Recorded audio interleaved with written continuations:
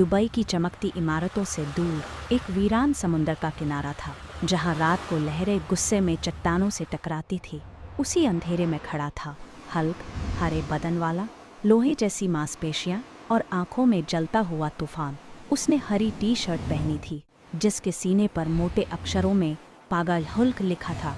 दुनिया उसे सिर्फ राक्षस समझती थी, लेकिन कोई नहीं जानता था कि उसके सीने में एक टूटता हुआ दिल भी धड़कता है।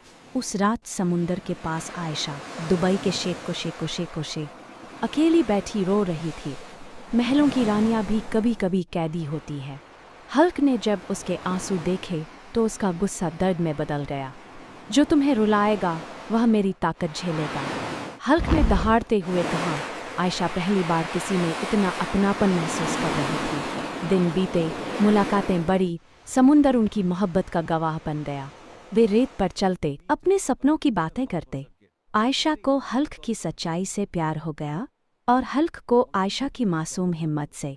लेकिन हर मोहब्बत की तरह उनकी कहानी में भी खून की साजिश लिखी जा चुकी थी।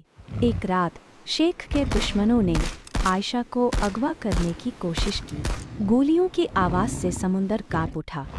आयशा चीखी, हल्क। उस चीख ने राक्षस को जगा दिया। हल्क की नसें फटने लगी, आंखें हरी आग बन गईं। उसने पहला गुंडा उठाकर जमीन पटकर धमक, हल्क ने उसे घुमाकर समुंदर में फेंक दिया। गोलियां चली, लेकिन हल्क की छाती से टकराकर चूर चूर हो गई। रेत खून से लाल हो गई। बस आयशा डर से कांप रही थी, लेकिन उसकी आंखों में भरोसा था। रुक जाओ हल्क, वह चिल्लाई, पर हल्क नहीं रुका। वह प्यार के लिए लड़ रहा था। कुछ ही पलों में सारे दुश्मन जमीन पर पड़े थे। कराते हुए कातबी शेख अपने आदमियों के साथ वहां पहुंचा।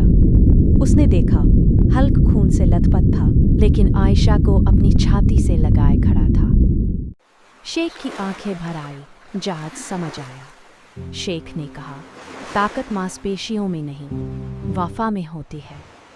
आयशा ने हल्क का हाथ थामा। समुद्र